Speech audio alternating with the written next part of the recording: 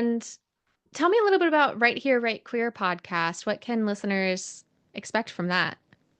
So the Right Here, Right Queer podcast is me and five other queer authors across genres from like cozy fantasy to horror and then obviously romance.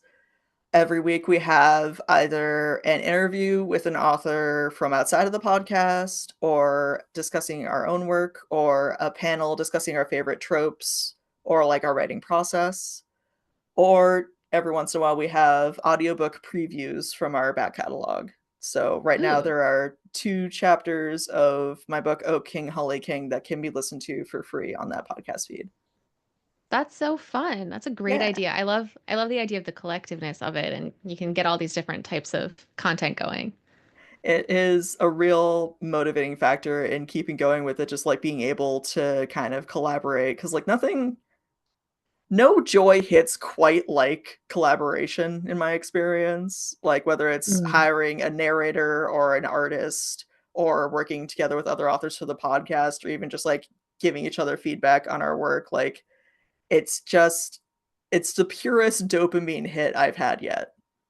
Mm, that's a lovely way of saying that. Yeah, I mean, writing is so solitary that when you It really find your is. people, it just makes a big difference. Yeah, for sure. Yeah. Okay, I have one more question and then we're going to do Love It or Leave It.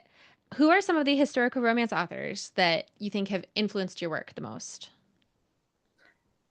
It feels like a cheat and a cliche to say Jane Austen. You can say Jane Because Austen.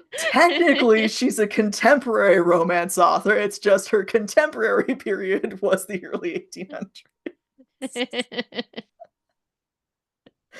So it's a lot of Jane Austen. I just really admire her the deft way she handles character building Hmm. Yes. and just the very like subtle, satirical but never unkind approach to narrative. Hmm. Like she's very much sitting back and having a laugh at everything that's going on, but ultimately she's rooting for her characters as much as you are. Yes. Yes. That's lovely. Authors more generally who've influenced me, I would say Herman Melville is a big one. I Mm. read Moby Dick too young and made it my personality for an entirely unforgivable number of years. And then Wow. Victor Hugo, So you like I big, haven't. chunky books. I do.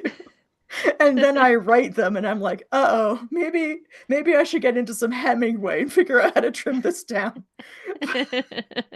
And then Charles Dickens, just because like the mystery of Edwin Drood, I have gotten three of my own novels out of trying to make that make sense. Oh, And I think interesting. I think I finally got it out of my system, but yeah, for a while We'll there it was see. just like it was just like, well, he left this unfinished. So what would have to happen in order to make this make sense? That's very interesting, and very 19th century. So it makes sense that you write 19th century. Yeah, yeah. All right. Well, now it's time to play Love It or Leave It and find out how many romance rules you like to break.